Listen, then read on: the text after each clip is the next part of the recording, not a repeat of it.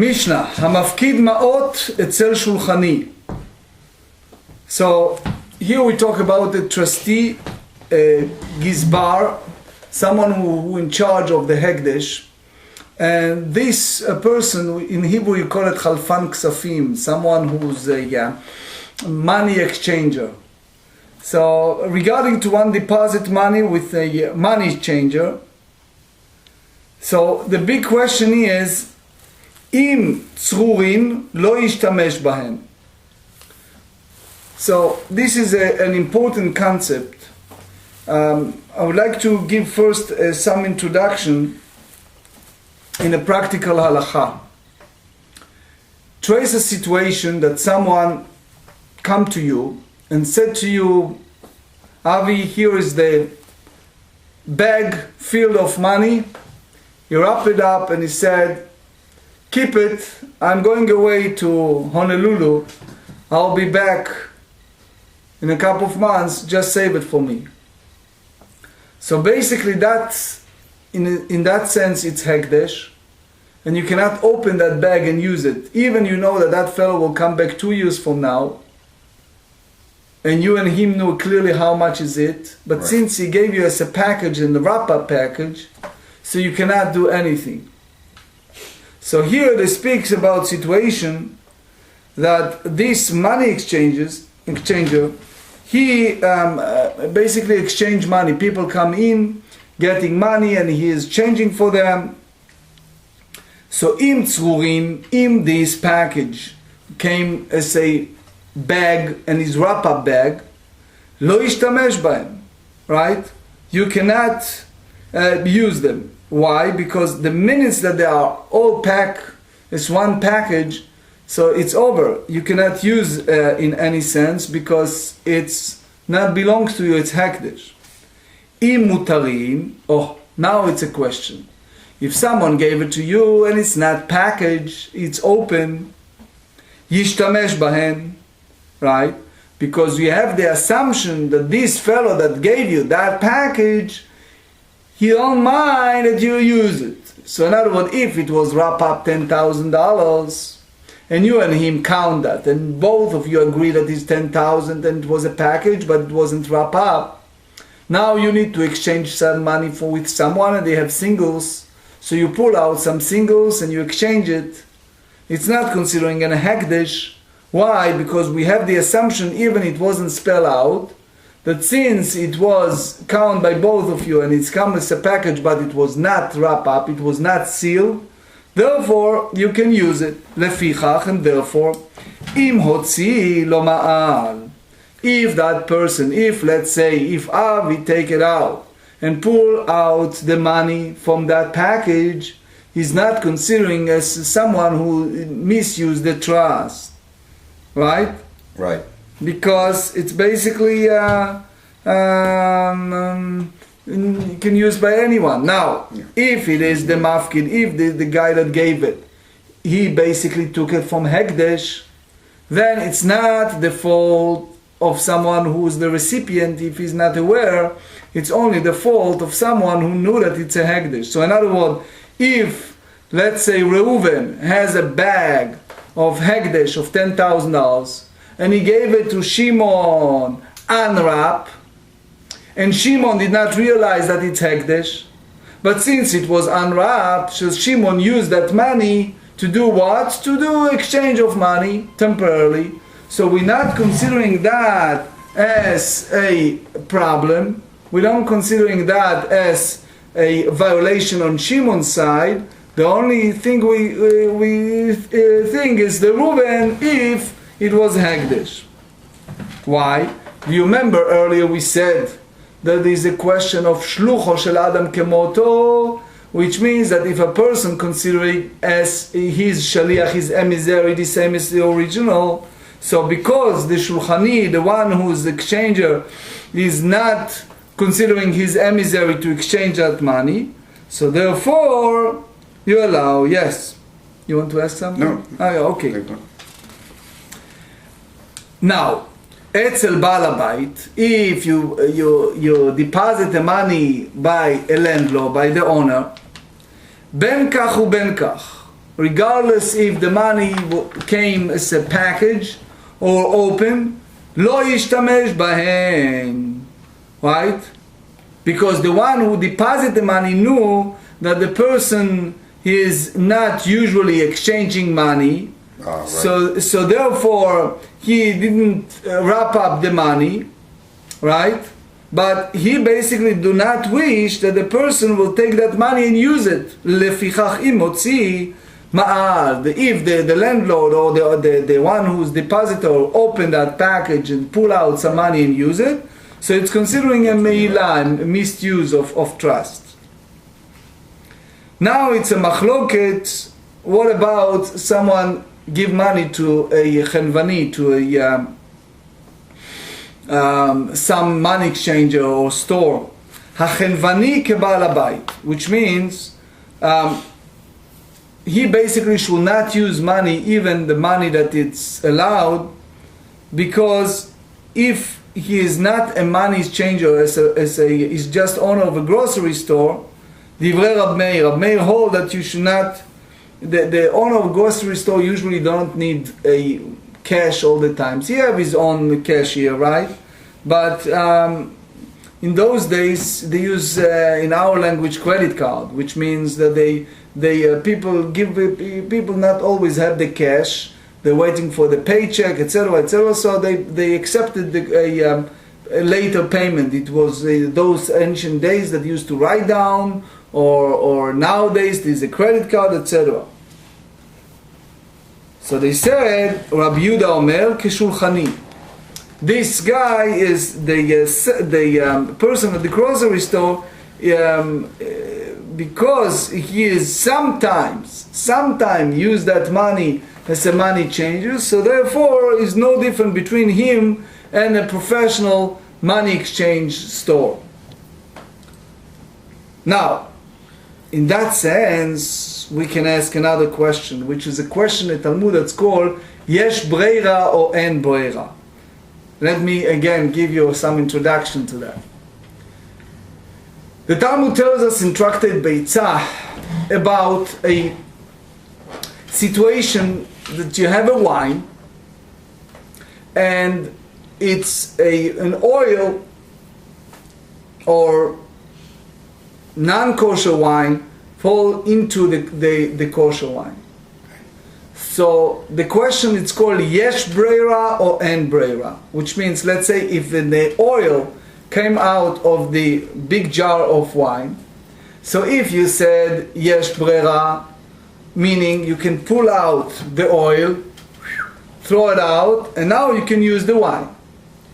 If this is not kosher oil, non-kosher oil, or even kosher oil. Yeah, for example, non-kosher. But the point is, the oil falls into wine.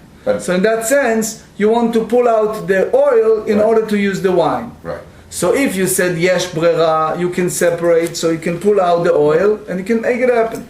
If you said Ein Brera, let's say if you use it and not mevushal wine by idolater that came inside the wine that is kosher, and the big question is, can you pull out some wine, or you can say that Ein Brera. In other words, if you can use that wine got mixed in with kosher wine. Yes, and for example. No way to separate that. Yes. So if you said Yesh Brera and it was a small amount, then you ignore it. If you said En Brera, it means that it's basically spoil everything. Okay? So in that sense, now you see how it's connected to our sugya here in the Mishnah. Nafla pruta shel hekdesh betoch kiso. A person have like a purse, like a wallet, and all of that money, it's his personal money, okay, or his business money. And then all of a sudden, with this big jar filled of, let's say, of quarters and coins and nickels and dimes, right, the big jar, all of a sudden, one coin, which you don't know how much is that coin, that belongs to Hekdesh, fall inside that big jar. Okay? Or Shamar Pruta Bekizde Hekdesh, or a person said, on this big jar filled of coins, one of the coins going to be Hekdesh. Alright? So, because there are many, כיוון שהוציא את הראשונה מעל. So the minutes you use any one of these coins, you automatically, according to Rabbi Akiva, Divrei Rabbi Akiva, right away you misuse that fund. Which means, even you have a jar full of coin, but Rabbi Akiva hold the minutes that one of them is dedicated to Hekdesh, then even you're not sure if that one was the Hekdesh or that one was not an Hekdesh, but anyway you need to bring an offering that is called a Sham Talui, a special sacrificial offering, as an atonement for that. It's like Rabbi Akiva said in Kritut, we studied it earlier in Kritut 22, that Rabbi Akiva hold at a Sham Talui you need to bring for Safek Me'ilah, even something that you're in doubt if it was a misuse of trust or not. But so yeah. if you were to take the coin out of the jar and say this is Hekdesh and set it down there, then it would be okay to. Correct. So you have to, or else you would have to give that coin for the purpose it was given before you could use any of the others. Correct. If you left But the it minutes it's Safek, right? So you don't need to bring a Sham Vadai or another offering or pay Me'ilah for Safek, for the doubt. But according to that view, that the Gemara in Kritut said that Rabbi Akiva hold that you have to bring a Sham Talui, the offering for this type of situation. V'chachamim umrim, the sages disagree. The sages hold Ad shiotzi et kol hakis. That apply only if you pick up the entire package, because you cannot ask a person that you can have the chiyuv, you can have the obligation of a sham talui, of the atonements offering, only if something that it's clear that you call it in Hebrew chayav al zdona karet ve'al shigegata chatat, which means that the person clear that he needs to bring an offering for that type of sin. Umodeh Rabbi Akiva lechachamim. Rabbi Akiva agree with the sages. So the sages, just to make sure I got it right, so they're saying that, well, clearly, if you've spent the entire contents, then you've used the money that was set aside for Hekdesh for some other purpose. Right. So, I mean, at that point, because it's all spent. Right. Tosfot here, by the way, said what we said, that they ask, since most of the money there is chulin, it's not Hekdesh, most of the money there, so why it's not, part of all of that? So is money set aside for tzedakah considered to be Hekdesh? In that sense, yes. So, for example, if I were driving to shul for mincha and I had some money in my wallet and I said, I'm going to take $1 and put it in when I get there for tzedakah, and then on the way I stopped and I decided I wanted to buy a cup of coffee or something and realized I only had $2 and then spent it. It's a serious question. Then I've committed Meilah, essentially, if I spend the $2. In a way, you may say yes. In a way, some may say that you can bring something later, but in that sense, it's Hekdesh. Right. That seems okay. Even the original idea of Hekdesh is more applicable to the time of Beit HaMikdash, but yes, you're right. Umodeh Rabbi Akiva lechachamim. Rabbi Akiva agree with the sages. Ve'omer pruta min kis ze Hekdesh. Shu motzi ve'olech, which means if someone said this coin is Hekdesh, that he is obligated ad shiotzi et kol hakis, until he takes the entire package. Okay? Save the last. What? Besides the last pruta. Yes, the last pruta. Yep. So now the Gemara dealing with this in a deep, especially the end of Rabbi Akiva's statement that he said someone pull out one pruta and make it Hekdesh. So the whole idea only if you take the whole bag. Ki ata Rav Dimi, when Rav Dimi came from Israel, he went to Babylon. Amar, and he said Ramile, he asked a question. Reish Lakish le Rabbi Yochanan. Reish Lakish le Rabbi Yochanan is two names of rabbis, one name Reish Lakish, one Rabbi Yochanan, and they dispute each other many times, the Chevrusa. And they are relatives too. Ma'ishna Reisha or Ma'ishna Seifa. What's the difference between the first part in the Mishnah that we said that if someone take a pruta of Hekdesh, right, and or the Seifa, the last part of the Mishnah that said a pruta of this purse shall be Hekdesh. Why does Rabbi Akiva rule that the former case of the person is liable to Milah as soon as one pruta, but in later case he spend the pruta and save one? Omar le Rabbi Yochanan answered to Reish Lakish, Beseifa at the end, Beomer, and someone said, Lo yiftor kis ze mina hekdesh. So the purse will be exempted from Hekdesh. Yes. So you make already a statement that is exempt, so it's exempt, right? Right. So it's nothing to do with Meila. But there is another version of this conversation. Ki ata Ravin is the name of Rabbi. Again, he went from Israel to Babylon. Amar kisin ashvarin lo kashya. Which means that there's a different Mishnayot that dealing with different questions. One is called kisin and one is a shvarim. Kisim, it's a like kis, is the coin that it's in a pocket. And shvarim is a Mishnah that dealing with ox, with a offering that involved with ox. Okay. Detnan, there is a Mishnah in Tractate Menachot, 108b. Haomer echad mishvarai hekdesh. You have a big field of oxes, and you said one of them is going to be hekdesh. Hayu lo shnai. So let's say the situation that you have two. Mm-hmm. So what do? You have one that is expensive ox, and you have another one that is cheap. So the Mishnah, the Braita said, "Hagodol shvarim hekdesh," which means that the nicest. It reminds me the story of Cain and Abel. That one of the famous statements is that Hashem accepted, the Almighty accepted Abel and not Cain because they are the two owners of the whole world. And Abel brought the best, and Cain brought leftover.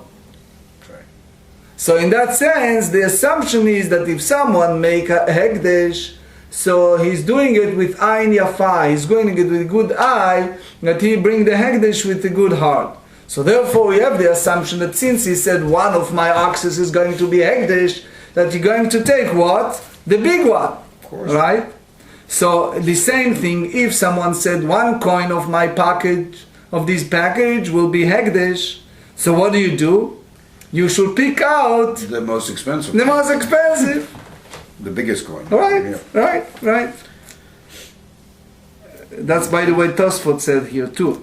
Omar le Rabbi Yochanan respond to Reish Lakish, Seifa, the end of the Mishnah, Be'omer, and the woman said, Lo yiftor ki ze mina hekdesh. Which means that he said that's apply only to the leftover peruta, the last peruta that's apply, but nothing more than that. So the next daf for tomorrow, which we'll do the Siyum in Mitzvah Hashem, so that's the last part of the Mishnah, that's the third point of this dialogue between Reish Lakish and Rabbi Yochanan, that Rav Papa mentioned, which is that he tried to separate between the two.